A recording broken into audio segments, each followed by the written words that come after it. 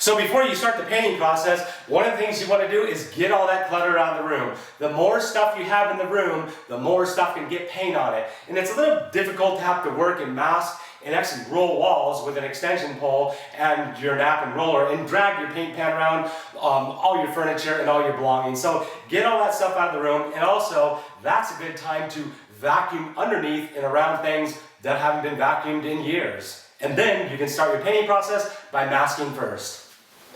So a couple of the items you're going to need to actually complete this task of masking this bedroom is, of course, tape.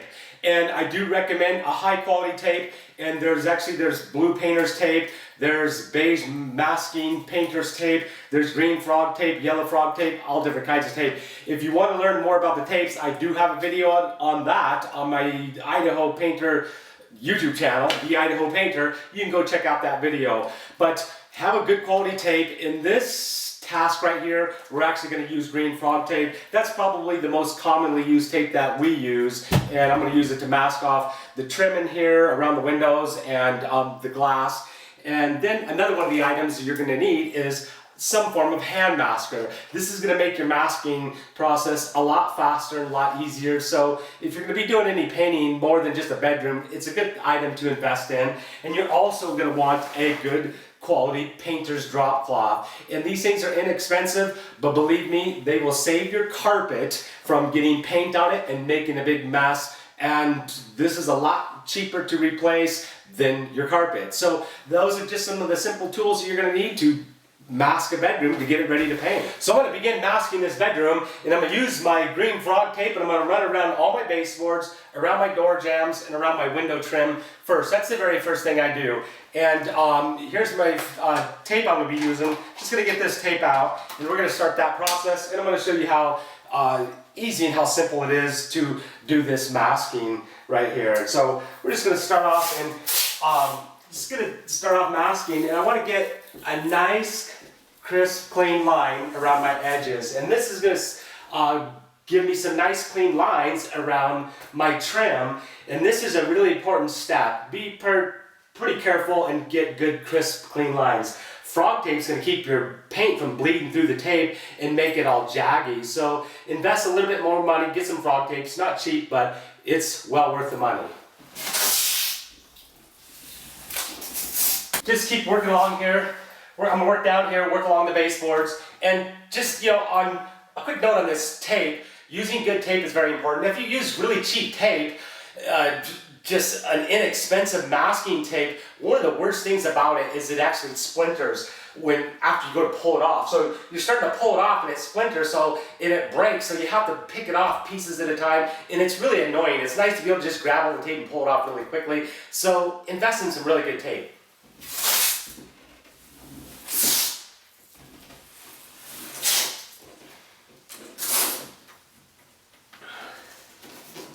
Just cruising right along here. I'm going to mask the tops of my baseboards, and you want to stay on the wood. When you do your masking, don't get it up onto the wall. You want your masking on the wood so you have a good clean line.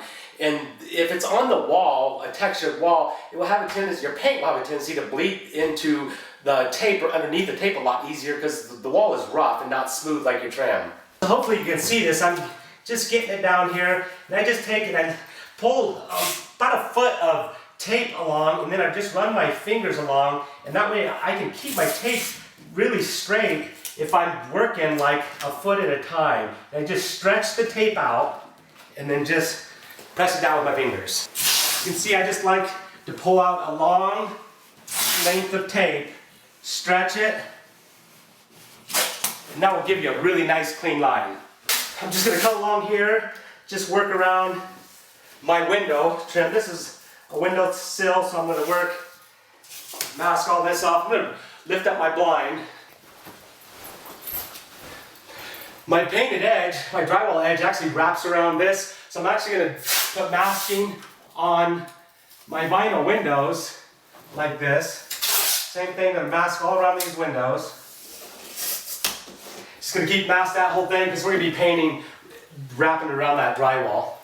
So once I get some nice crisp lines masked all around my trim, the edges of my doors, my baseboards, my windowsills, and door jambs, now I'm going to begin by masking of paper around the baseboards to help control any splatter coming down from getting on my carpet. And I use a 9-inch paper with a 1-inch tape and just some good quality painter's maskers tape. Not the green frog tape, because that stuff's really expensive. This is about $4 less a roll.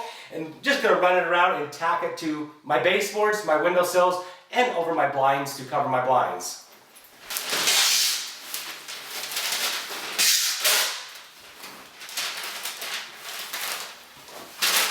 I'm also just going to put it right here. We'll be rolling paint above the closet, even though there's no baseboards there. I'm just going to put some right here to protect this area. Just stick it right to my closet door.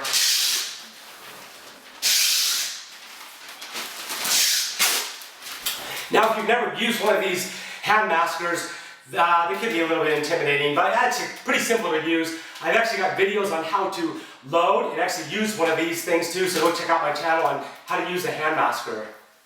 Now I also have a window blind hanging up here above this window, and we're going to be painting above that, and I like to run some paper across this window blind in case any splatter comes down and lands on that blind. If it's some type of cellular blind, cloth blind, paint gets on it, that thing's pretty much ruined. You're going to have to get another blind. So I like to protect my blinds. It's just for like a couple cents. I'm going to run some paper over that, and there you go, blinds protected.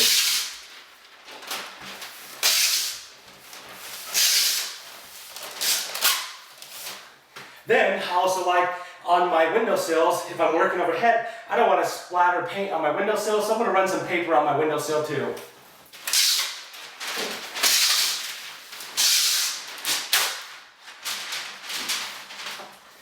So that's just some added protection there. Okay, now I've got my paper masking all laid out. I've got my trim all masked off, and the next thing I need to do is lay out my drop cloth.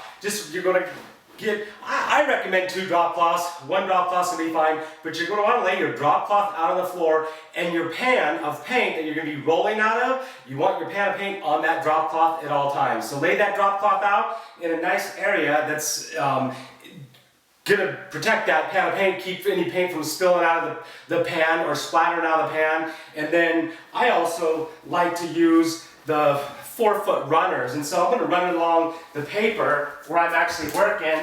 That's just if you have 2 drop cloths, you can have one that you're running along the area to help aid along with the paper from paint splattering. So got a 4-foot drop cloth. This is 4 foot by 12 foot. So I'm going to run it along my wall I'm actually painting on. And then the other drop cloth is going to be sitting on the ground, and the roller pan is going to be on that. Because you don't want to have to have your roller pan on a drop cloth dragging it around.